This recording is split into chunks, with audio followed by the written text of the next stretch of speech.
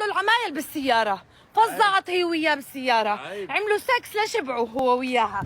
لا لا لا ما راح تاخذ مني التليفون والله، عشان هيك عملت لها بلوك، ورجعت تتحركش فيه بدها تطلع معه والله.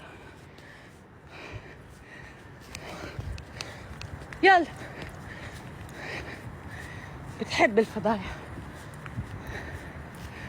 شيلي التليفون عني اعملي معروف. نو راح احكي لكم كل شيء هلا، كل شيء.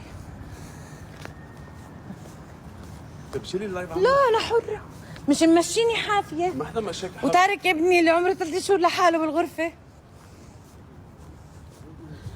بس سكرت اللايف معكم، اجبرني اسكر لايف، راح طلع فل من الاوتيل والله، فل والله فل، تركني وفل زي ولد ما عنده ولد ما عنده مرة. ابعد عني وعن اللايف. لا قبل ما تعتذر ما في، قال اطلعي قولي لهم اني حاخذك عودة على دبي، قلت لكم اوكي خلص. وبعدين تركني وفل. الحقيني بقول لي وانا حافيه والدنيا درجه الحراره تحت الصفر.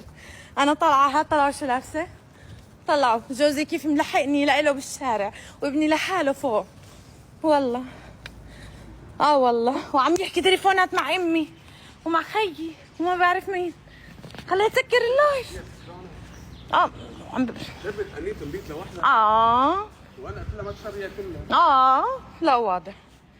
قال بليز قولي لهم على اللايف انه كذا وكذا وكذا، بس قلت لكم سكرت اللايف من هون وهو فل من هون، تركني وانا ابني.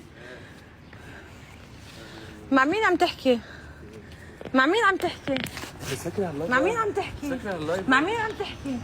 ارجيني مع مين عم تحكي؟